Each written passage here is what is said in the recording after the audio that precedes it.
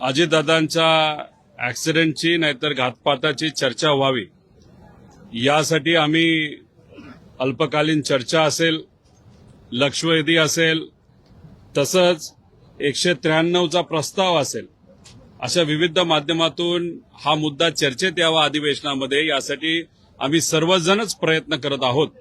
पण दुर्दैव असं महाराष्ट्र राज्याच्या सेशनमध्ये या राज्याचे उपमुख्यमंत्री अजितदादांचा ऍक्सिडेंट जो झाला त्याच्याबद्दल साधा चर्चा करण्याची वेळ सुद्धा तिथं त्या ठिकाणी दिली जात नाही.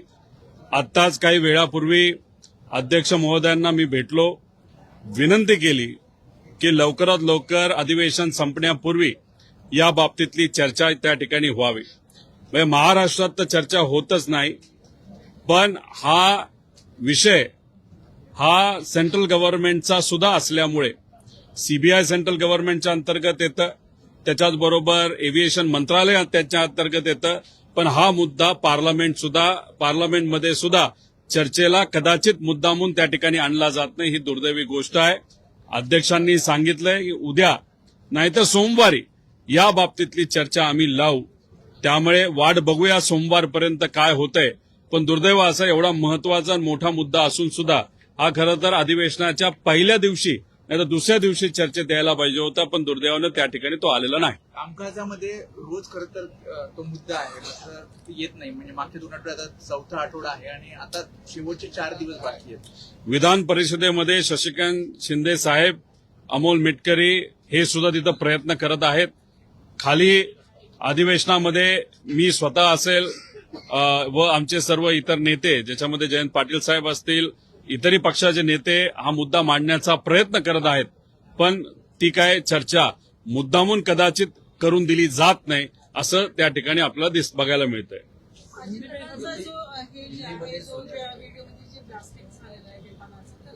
कुठेतरी कट कारस्थान रचून हे घडवण्यात आलं असा एक व्हिडिओ व्हायरल होतोय आणि शरद पवार साहेब हे क्लिप त्यांच्याकडे जी गेलेली आहे पेन ड्राईव्ह ते पण लवकरच ते फ्लॅश करणार अशी बातमी आहे. मला या बाबतीतलं कुठेही त्या ठिकाणी माहित नाही. शेवटी याला क्रिमिनल अँगल असू शकतो म्हणून आपण क्रिमिनल इन्व्हेस्टिगेशन तिथं मागत आहोत.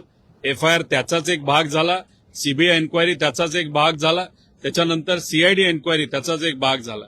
सीबीआयच्या बाबतीत आम्हाला दिल्लीत गेल्यानंतर असं कळतंय की अजूनपर्यंत महाराष्ट्र राज्याला प्रस्ताव हा दिल्लीपर्यंत सीबीआयचा त्या ठिकाणी दुर्दैवाने पाठवलेला नाही.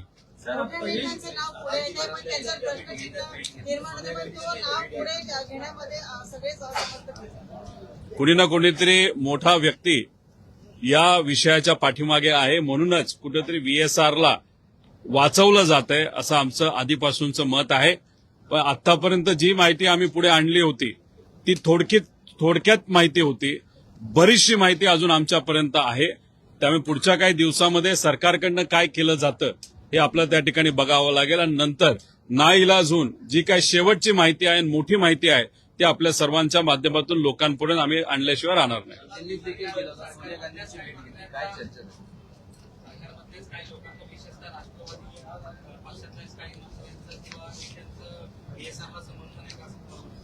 नाही, सत्तेतल्या अनेक लोकांचं समर्थन हे व्हीएसआरला तिथं आहे. खरं तर समर्थन जर अजितदादांना न्याय देण्यासाठी असलं असतं तर आतापर्यंत व्हीएसआर कंपनी ही बंद झाली असते, सीबीआय एन्क्वायरी ही सुरू झाली असते, सीआयडीची एन्क्वायरी सुद्धा पार पुढपर्यंत गेली असते आणि एफआयआर सुद्धा झाला असता. पण याच्यात आपण बघितलं एफआयआर झालेला नाही. व्हीएसआर अजून चालू आहे. व्हीएसआर मधून सत्तेतलेच काही मोठे लोक अजून सुद्धा प्रवास त्या ठिकाणी तिथं करत आहेत. सीबीआयकडे प्रस्ताव राज्य शासनाने अजूनपर्यंत पाठवलेला नाही. त्यामुळे सत्तेत असणारे अजितदादांबरोबर अनेक वर्ष काम केलेले अनेक लोक किती वेळा स्मरणपत्र देणारे हे त्यांनाच त्या ठिकाणी माहिती. खरं तर सत्तेत राहण्याचं कारण असतं की लोकांना न्याय देता यावं, पण तुम्ही जर तुमच्याच नेत्याला न्याय देत नसाल तर लोकांना कधी तुम्ही न्याय देणार हा प्रश्न आता लोकांना सुद्धा पडायला लागलेला आहे.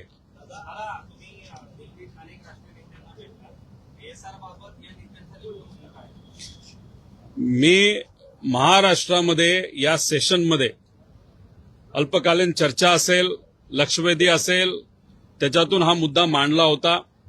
तो त्या ठिकाणी ऑनलाईन सुद्धा टाकला होता. पण दुर्दैव असून तो अजून तिथपर्यंत सिलेक्ट झालेला नाही, नाही तर तो चर्चेत आलेला नाही. मग महाराष्ट्रात कुठंच काही होत नाही असं दिसल्यानंतर दिल्लीत जाऊन, कारण का शेवटी एव्हिएशन मंत्रालय दिल्लीमध्ये येतं, सीबीआय दिल्लीमध्ये येतं, आणि मग तिथे जाऊन तिथे असणारे जे मोठे नेते आहेत, तिथं योगायोगाने पार्लमेंट सुद्धा सुरू आहे. मग एसपी पक्ष असेल, त्याच्याच बरोबर त्यानंतर टीएमसी पक्ष असेल, नाहीतर आपले इतर जे महत्वाचे पक्ष आहेत त्यांच्या नेत्यांना भेटलो. आणि सगळ्यात महत्वाचं म्हणजे काँग्रेसचे नेते आणि या देशाचे विरोधी पक्ष नेता राहुलजी गांधी यांना त्या ठिकाणी भेटलो. खरगेजींना, जे अपर हाऊसचे नेते आणि विरोधी पक्ष नेते आहेत, त्यांना त्या ठिकाणी भेटलो आणि त्यांना हीच विनंती केली की इथं एफआयआर घेतला जात नाही.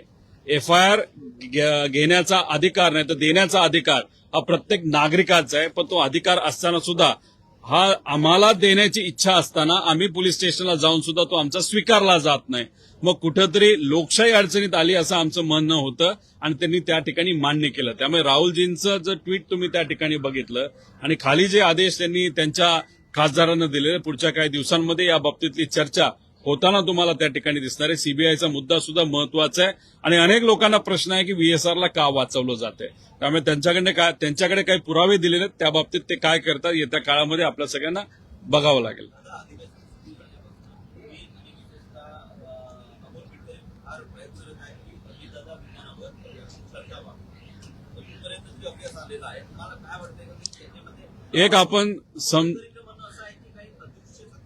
एक आपण समजून घेतलं बाहेर, अजितदादा हे माझे काका होते, आमचे नेते होते.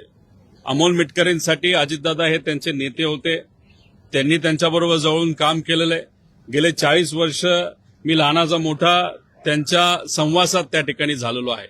त्यामुळे आमच्या दोघांचा मुद्दा, नाहीतर या इन्व्हेस्टिगेशनला समर्थन करणारे, नाहीतर पारदर्शक पद्धतीने हे इन्व्हेस्टिगेशन झालं पाहिजे, तपास झाला पाहिजे, यासाठी जे कोणी प्रयत्न करतायत त्यांची इच्छा एवढीच आहे की अजितदादांना न्याय मिळाला पाहिजे. आणि आमचं हेच मत आहे की या अधिवेशनामध्ये अनेक मुद्दे सामान्य लोकांचे सुद्धा आम्हाला मांडायचे होते, पण आम्ही आमच्या नेत्याला न्याय देता येत नसेल, आमच्या नेत्यासाठी जर आम्ही लढणार नसू, माझ्या काकासाठी मी लढणार नसेल, तर मग सामान्य लोकांसाठी कधी लढणार.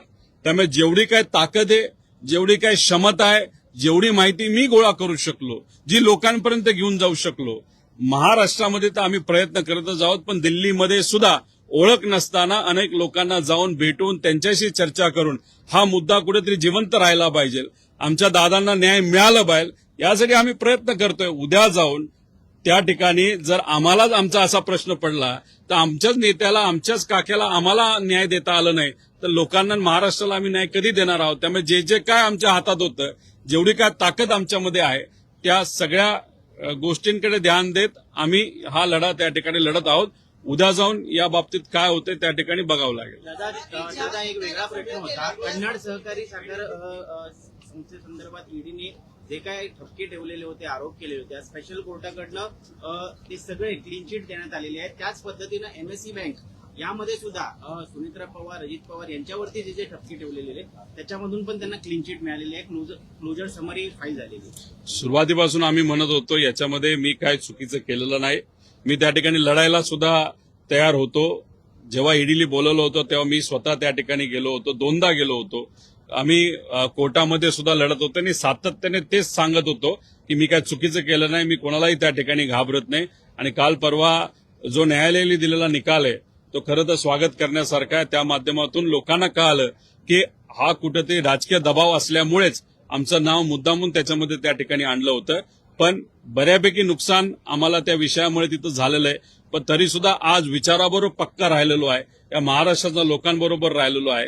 उद्या सुधून उद्या पण जाऊन वेगळ्या पद्धतीने आमचा आवाज दाबण्याचा प्रयत्न केला तरी सुद्धा लोकांबरोबर, महाराष्ट्र धर्माबरोबर आणि या विचाराबरोबर आम्ही राहिल्याशिवाय राहणार नाही. दादांनी ज्या नेत्यांना मोठं केलं त्याच नेत्यांवरची सुई फिरते, परंतु त्यांचंही नाव कुठेतरी पुढे येत नाहीये आणि ही कारवाई कधीपर्यंत होईल त्यांच्या सत्तेत असल्यामुळे त्यांच्यापर्यंत हा मुद्दा जाईल नाही जाईल हे आपल्याला सांगता येणार नाही. पण आपली जबाबदारी असते की लढणं, आम्ही ते लढत आहोत. आमच्याकडे पुरावे आहेत. फक्त काही लोक प्रेस कॉन्फरन्स घेत आहेत का नाही घेत, अजून काही माहिती काही लोकांपर्यंत त्या ठिकाणी आलेली आहे. त्यामुळे ते त्या बाबतीत काय करतात हे आपल्याला बघावं लागेल. जय पण एक प्रेस कॉन्फरन्स घेणार होता, तो बिचारा त्याच्या लेवलवर त्या ठिकाणी लढतोय. त्याची प्रेस कॉन्फरन्स कधी होती हे आपल्याला बघावं लागेल. आणि हे सगळं झाल्यानंतर एक शेवटची आणि मोठी प्रेस कॉन्फरन्स मी त्या ठिकाणी घेईल आणि बरेच पुरावे जे आमच्यापर्यंत आलेले ते लोकांसमोर आपल्या माध्यमातून आणल्याशिवाय आम्ही राहणार नाही.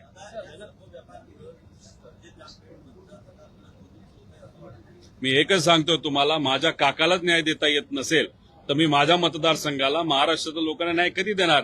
शेवटी एखादा मुद्दा घेऊन जात असताना, लढत असताना त्याच्यावर लक्ष असणं हे जास्त महत्वाचं आहे. आणि मी आज ठरवलेलं आहे की या विषयात लक्ष घालून पूर्णपणे त्या ठिकाणी लढेल. माझे लोक नक्कीच ते समजून घेतील असं मला वाटतं, कारण शेवटी महाराष्ट्र धर्म पाळणारी ती लोक त्या ठिकाणी आहेत. त्यामुळे या विषयाला न्याय देण्यासाठी पूर्णपणे 100% लक्ष तिथं त्या ठिकाणी माझं आहे. हिंदी में सिर्फ एक ही सवाल, वही एमएससी बैंक और कन्नाड सहकारी शुगर फैक्ट्री के